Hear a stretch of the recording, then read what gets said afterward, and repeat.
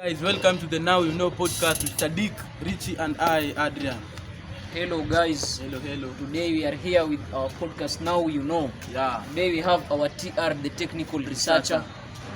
He is our guest today. Tell us your name. Feel welcome. Yeah. Thank you very much. Now You Know podcast. We have seen your work. Welcome Bwana TR. Yeah. Thank you very much. I go by the name Theodore Sifuna. Sifuna, yeah. 27 we are with you. Thank you very much. Yeah, I'm a technical researcher at the Kenya Bureau. Yeah, we have been issuing the cases of abduction. Abduction, especially top headlines, Joy Wanjiru. Joy Wanjiru, yeah. We as the research team, we have come up with the reasons and the solutions to abduction. Yeah, that's we good. have been able to see the abduction team, they are really working on it. Yeah, Quite a that's number good. of teenagers have got lost due to these abduction cases. What is your move on this? Yeah, as our research, we have been able to take a team, the abduction team, we call it the Alpha Romeo. Yeah. They have been able to see that the reason behind this, the parting, the peer pressure of the teens, like for the case of Joy Wanjiru, the girl was just a 19-year-old.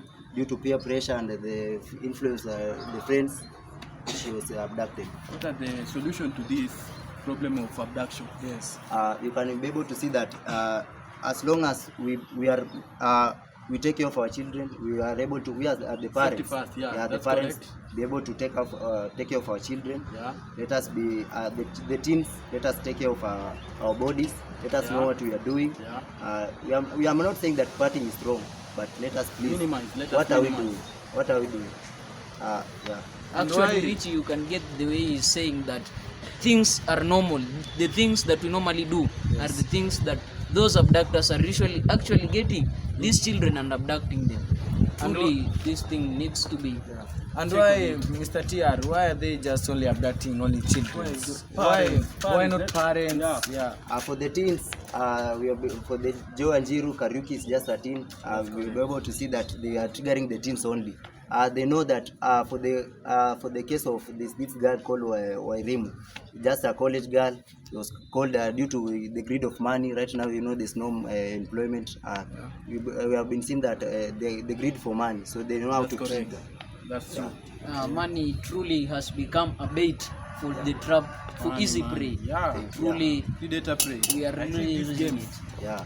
So it's just about watching what we are doing with our friends and the parents also. Let us be able to take care of our children. In the case of Joy Wanjiru, has the government acted on it? The government, we can able to see that the DCI team has been able to come up with the solution. You have said Joy Wanjiru. Joy Wanjiru, yeah. Joy Wanjiru, the case has been sorted. She has been found, but now the parents were being asked to take off our children. Okay. That Joy Wanjiru was dragged in a party. You said we talked of a party. You heard that she was dragged in her drink, then taken away. She found herself unconscious. Then I heard that the parents still are not. They were not informed of the party. Yeah, you can see now there for us to be able to avoid this issue of abduction. Let us take care of ourselves. The government, yes, it will come in, but now what are we doing as an individual? Correct. You know, I'm surprised to see because the government isn't responding to this problem because many children are being abducted nowadays. And the children, and we are not seeing any changes. The Thank government you very much. should act on this faster. Yeah. For that, my friend Richie there said about the government has become reluctant. The problem is starting with at what time are you reporting? For the case of Joy Wanjiru, you can see she was lost for almost 5 weeks. The parents were reported the case before, after 1 week. You can see now the delays now. We are giving the government a really hard time.